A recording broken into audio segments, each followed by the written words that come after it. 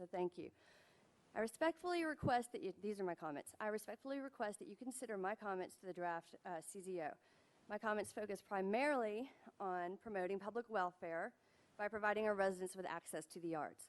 Many credible studies show that increased exposure to the arts results in individuals' increased capacity to learn, process, communicate, and engage their community. Considerable, most studies also show a direct correlation between exposure to the arts and an individual's likelihood of experiencing happiness and prosperity. We live in a city that has been embraced by its artists, yet we haven't always promoted the arts infrastructure in a sustainable way. The draft CZO specifically provides a list of purposes set forth in Article 1, if you want to pull that up, which the ordinance sets out to achieve. The first of which is to encourage and promote, in accordance with present and future needs, the public health, safety, and welfare of the citizens of New Orleans. And it's followed by a long list of other purposes that my colleague David Friedman also set forth. Directly following the purposes is a statement of intention that says that the objectives of the ordinance are to be accomplished by establishing zoning districts. New Orleans is renowned worldwide for its artists' work.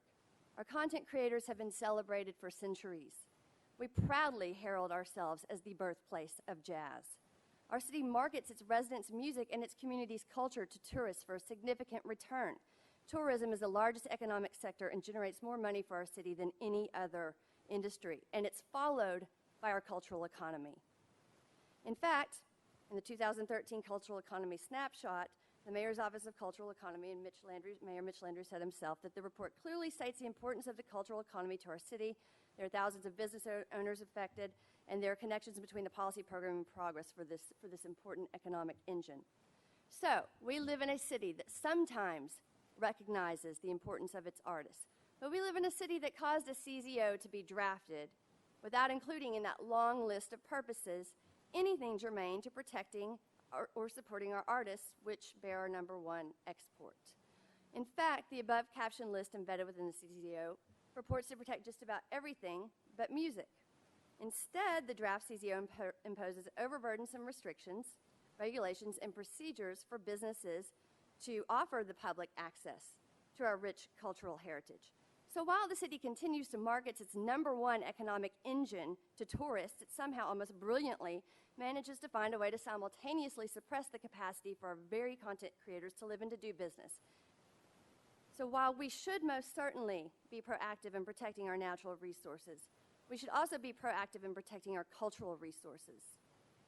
And to put it simply, we cannot pretend to promote public welfare in a city filled with art, absent a commitment to protect and to promote the artists who live here.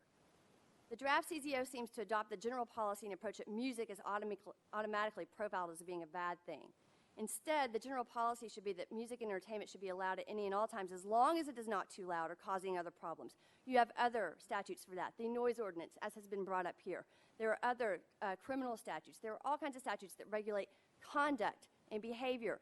Zoning regulates places, not people, not behavior. And that is something that I respectfully request that you all consider, because again, Ms. I think Keaton, the third or fourth slide, I understand. The third or fourth slide concludes was, your time. I understand, and I appreciate that.